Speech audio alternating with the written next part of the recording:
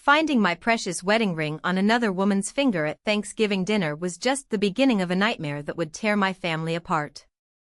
Last Thursday, I walked into what I expected to be a normal Thanksgiving gathering at my mother-in-law's house. My husband and I had been married for 3 years, and while things with his mother were always a bit tense, I never imagined she'd cross the line she crossed that day. I was carrying our famous green bean casserole, the one recipe that actually gets compliments from his family, when I noticed something that made me drop the entire dish right there on her pristine marble foyer. My wedding ring. My grandmother's antique diamond ring that had been passed down through 4 generations of women in my family. The ring that took my breath away when my husband proposed with it on the beach in Santa Monica. The ring I'd been frantically searching for over the past 2 weeks, turning our entire house upside down, checking every drain, every couch cushion, every possible hiding spot. There it was, sparkling on the finger of my brother-in-law's new fiancée as she helped set the table. The green beans scattered across the floor, and everyone turned to stare at me. My heart was pounding so hard I could hear it in my ears. The fiancée, who I'd only met twice before, looked confused by my reaction. She glanced down at her hand, then back at me, clearly not understanding why I was staring at her like I'd seen a ghost. My mother-in-law appeared from the kitchen, surveying the mess with that disapproving look she'd perfected over the years. She didn't even ask if I was okay or help clean up the food. Instead, she just shook her head and muttered something about being more careful. But I couldn't focus on her judgment right then. All I could see was my ring, my family's ring, on someone else's hand. I managed to stammer out an excuse about not feeling well and dragged my husband outside. My hands were shaking as I tried to explain what I'd seen. He looked at me like I was losing my mind. He insisted I must be mistaken, that there was no way his mother would do something like that. The ring probably just looked similar. Maybe I was stressed from work and seeing things that weren't there. But I knew my ring. I knew every tiny scratch on the band, every facet of that diamond, every detail of the delicate filigree work that made it so unique. There was a small chip on one side that happened when my grandmother accidentally knocked it against a doorframe in 1962. I knew that chip like I knew my own heartbeat. The worst part was trying to get through dinner while that ring stared back at me from across the table. Every time she gestured or reached for something, the light caught the diamond and sent little rainbows dancing across the wall. My family's diamond, creating beauty for someone else's joy. I couldn't eat a single bite. I kept catching my mother-in-law watching me with this strange expression, like she was waiting for something to happen. After we got home that night, I couldn't sleep. I lay awake staring at the ceiling, replaying every interaction I'd had with my mother-in-law over the past few weeks. She'd been asking strange questions about my ring, commenting on how loose it looked, suggesting I should get it resized. I'd mentioned that I'd been thinking about taking it to a jeweler because it had been slipping off more easily lately. Had she been planning this? The next morning, I called the jeweler I'd been considering. My stomach dropped when they told me someone had brought in a ring matching my description 2 weeks ago for a thorough cleaning and resizing. The person claimed to be bringing it in for their daughter-in-law as a surprise.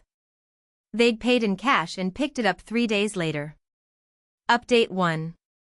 I confronted my husband with the information from the jeweler, and his face went completely white.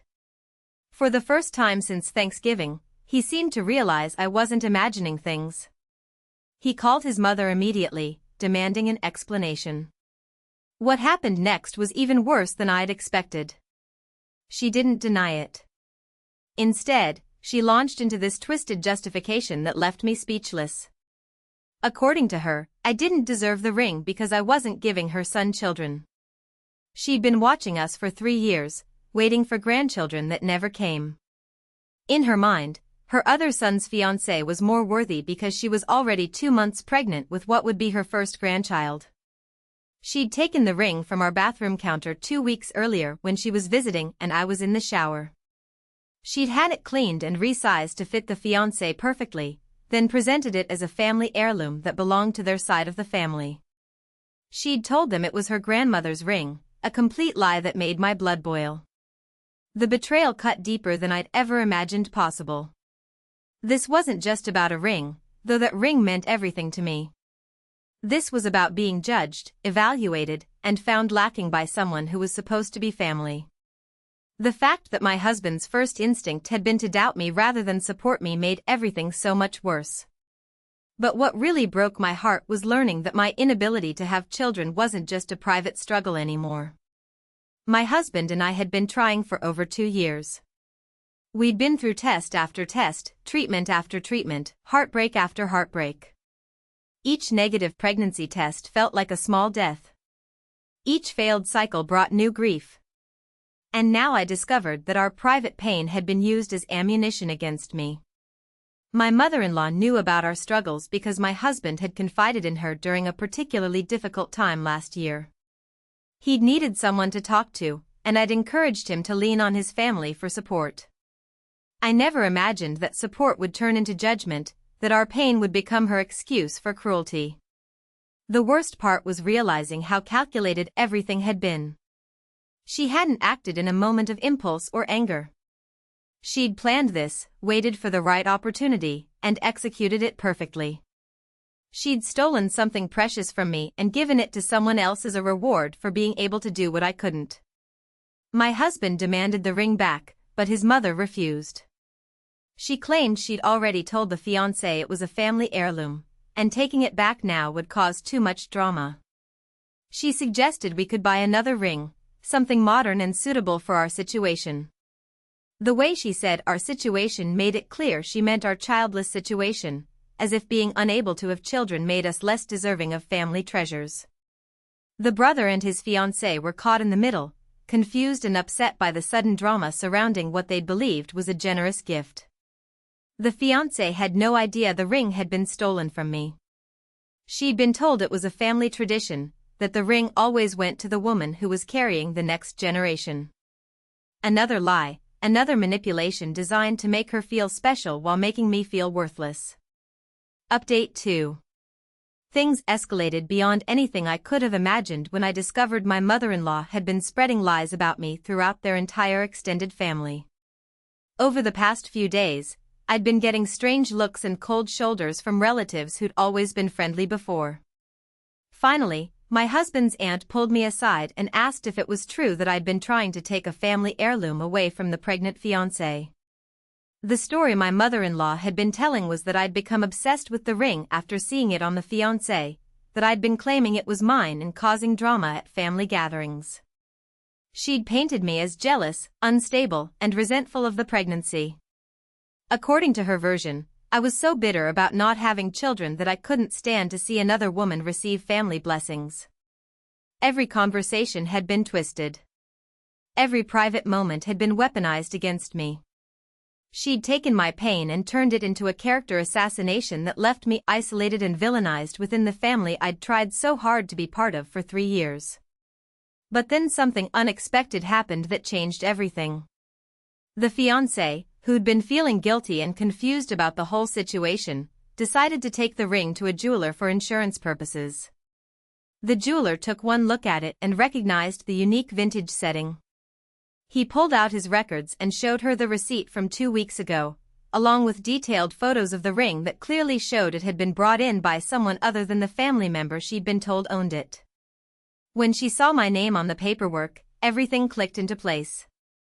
She realized she'd been lied to, that she'd been unknowingly wearing stolen property, that she'd been used as a pawn in someone else's cruel game. Instead of getting defensive or angry, she surprised everyone by immediately calling me. Her voice was shaking when she apologized. She explained how honored she'd felt to receive what she believed was a precious family heirloom, how she'd been planning to pass it down to her own daughter someday. Learning that it had been stolen from me, especially given our struggles with infertility, made her feel sick.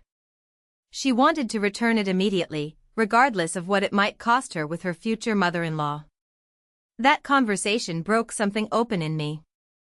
Here was a woman I barely knew showing me more kindness and understanding than I'd received from the family I'd been trying to belong to for years. She understood what the ring meant, not just as jewelry but as a connection to generations of women who'd worn it before me. She understood that taking it away was like erasing my place in that continuum. We met the next day, and when she slipped that ring off her finger and placed it back in my palm, I started crying. Not just from relief, but from gratitude for her compassion. She didn't owe me anything, but she chose to do the right thing anyway. In that moment, she showed more character than anyone else in this entire situation. The fallout from her decision to return the ring was immediate and explosive. My mother-in-law accused her of being manipulated by me, of choosing sides against family. She threatened to boycott the upcoming wedding, to withdraw financial support, to turn the rest of the family against them. The pressure she put on that young woman was cruel and unnecessary. But what happened next was the biggest shock of all. My brother-in-law, who'd been mostly silent throughout this whole ordeal, finally reached his breaking point. He'd been watching his mother manipulate and control situations for years, but seeing her attack his pregnant fiancée for doing the right thing was the last straw.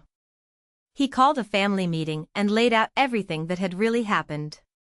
He confirmed that the ring had never been a family heirloom on their side, that his mother had lied to everyone, including him and his fiancée.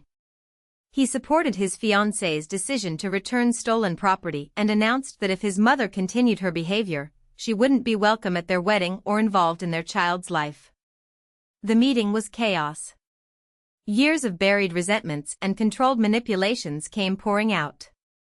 Other family members started sharing their own stories of times when my mother-in-law had overstepped boundaries, told lies, or created drama to get her way. It became clear that her behavior toward me wasn't an isolated incident but part of a long pattern of control and manipulation that had affected everyone at some point. Final update.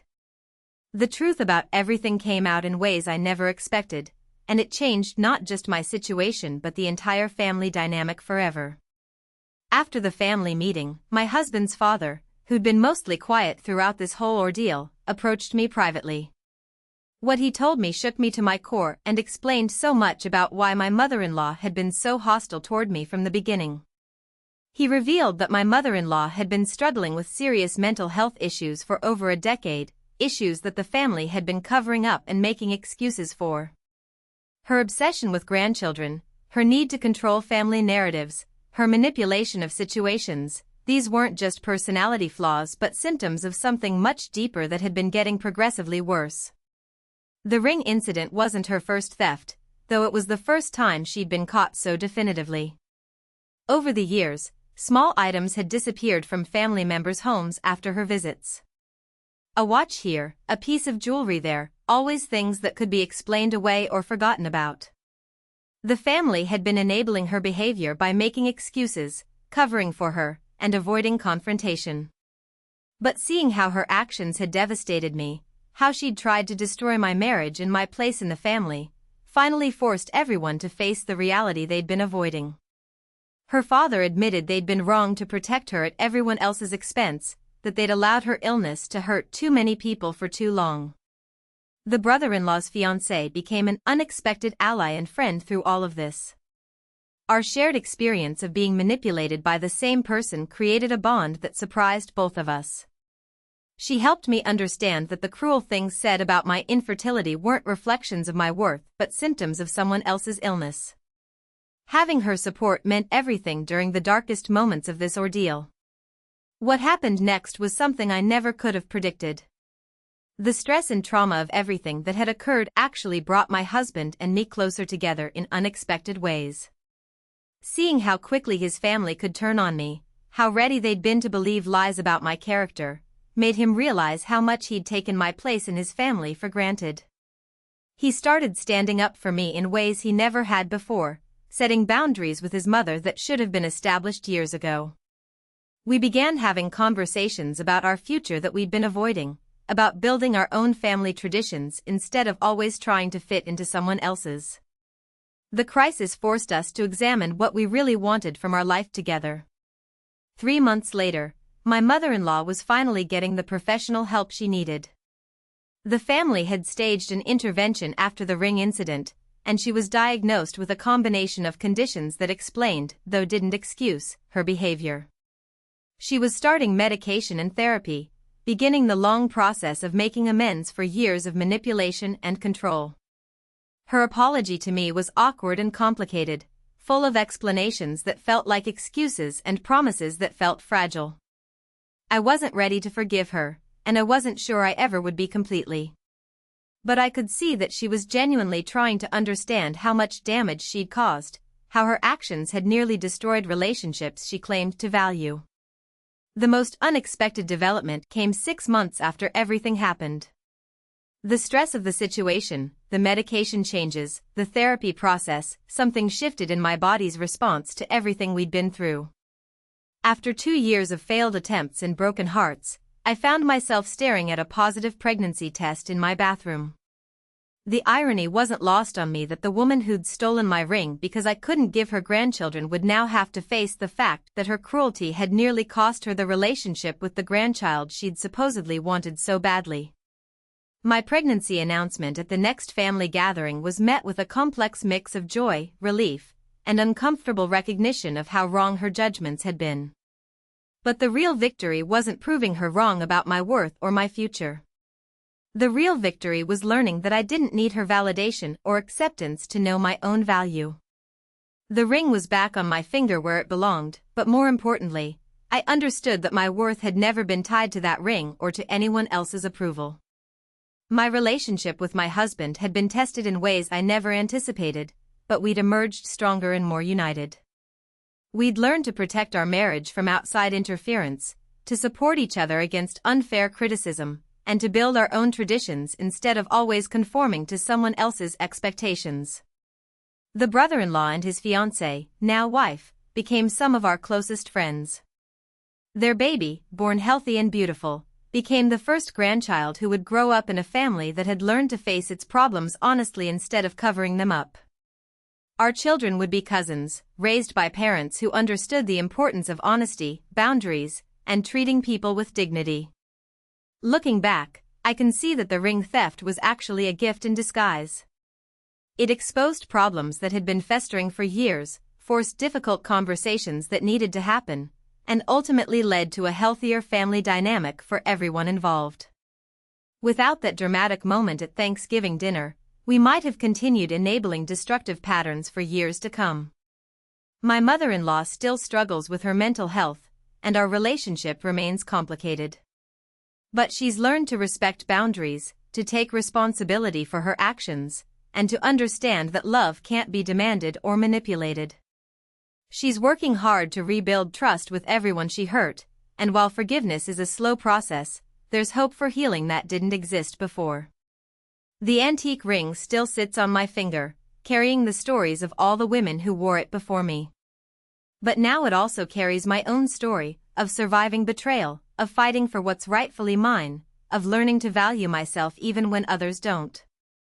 It's more than just a piece of jewelry now, it's a symbol of strength, resilience, and the importance of standing up for yourself even when it's difficult. Sometimes the worst betrayals lead to the most important revelations. Sometimes having everything fall apart is the only way to build something better in its place. And sometimes the people who hurt us most are the ones who inadvertently teach us the most valuable lessons about our own strength and worth.